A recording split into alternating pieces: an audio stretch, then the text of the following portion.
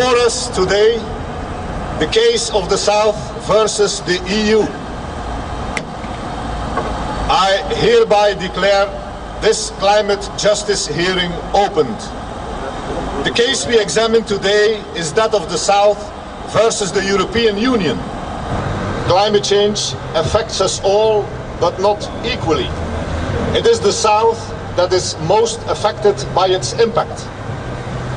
Climate change provokes floods, droughts, hailstorms, hurricanes, and a lot of more frequent and violent natural disasters. They put a heavy burden on the shoulders of people living in poverty, resulting in increasing poverty, hunger and conflict, while putting food security, water access and overall hygiene at risk. Consequently, climate change has a disproportionate impact on poor and vulnerable people in developing countries. For people already struggling to survive, it's becoming even harder to make it through the day. The international law states that no country may suffer from excessive damage caused by the development of another. The South is suffering from the devastating impacts caused by climate change resulting from the fossil fuel-based growth of the developed countries.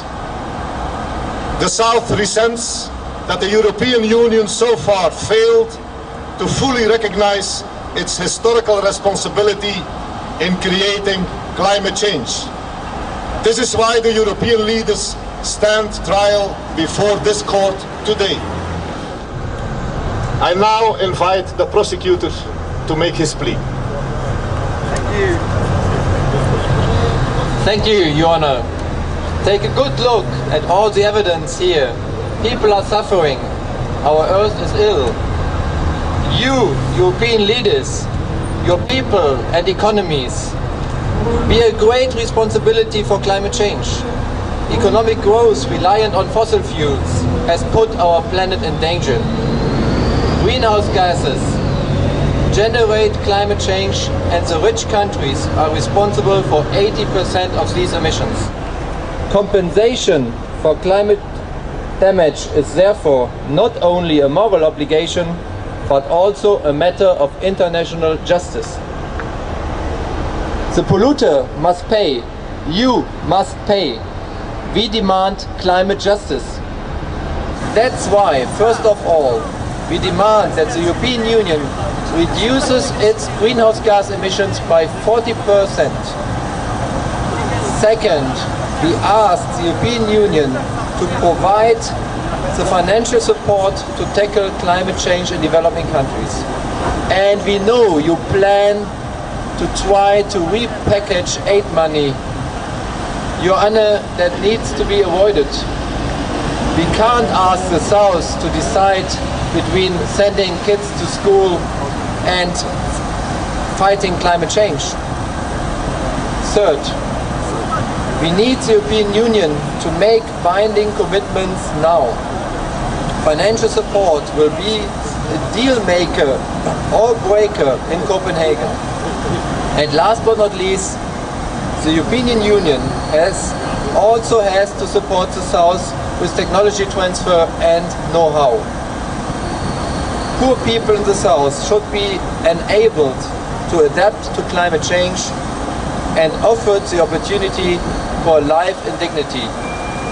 Only then we can speak of climate justice.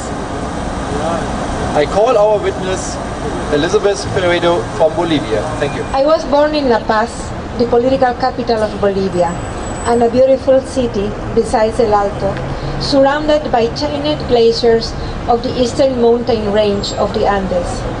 Between them, the highest is the Illimani at more than 6,000 meters. As you can imagine, glaciers are not only resources of water and part of our environment, but also part of our culture. As Paseña, I see the devastating impacts of climate change every day in Bolivia. Climate change has a radical influence on the environment. as the evidence before you shows. The Bolivian glaciers are melting. Their volume is shrinking every day. Symbolic for this tragedy is the Chacaltaya glacier. 80% of its mass has disappeared in only 20 years. Soon there will be nothing left. The melting glaciers are threatening the harvests. Farmers depend on the water supply from glaciers for agriculture.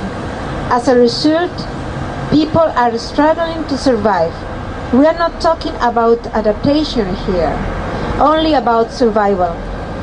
The water from the glaciers is also important for power generation and ecosystem sustainability. Big cities also depend on its resources. 40% of our drinking water comes from this glacier reservoir. The retreat of the glaciers puts a lot of stress on the drinking water in the near future. But the melting glaciers are not the only problem Bolivia faces as a consequence of climate change. Food security is threatened. The frequency of intensity and of disasters are increasing, and there are more mosquito-borne diseases in the high mountains, which were never used to see such insects.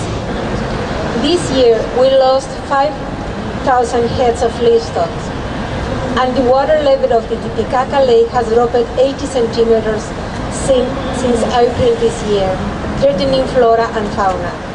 These are only some of the issues Bolivia has to deal with due to climate change. Bolivia is responsible for only 1% of global emissions. As you see, Bolivia has done the least to cause all this, but we are bearing the consequences of what rich countries have produced. The time for action was yesterday. The rise in global temperature has already caused irrevocable damage. We demand that developed countries recognize their historical responsibilities and expect them to support us in our fight against climate change, but not as a favor. As the Bolivian negotiator says, we are not beggars. We are just claiming climate justice, honor and solidarity needed to settle the historical ecological debt.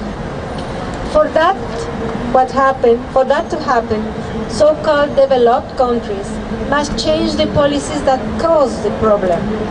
There is need for other production models alternative to those of the capitalist system. Change the system, not our climate. We must change our relationship with nature. We demand climate justice now.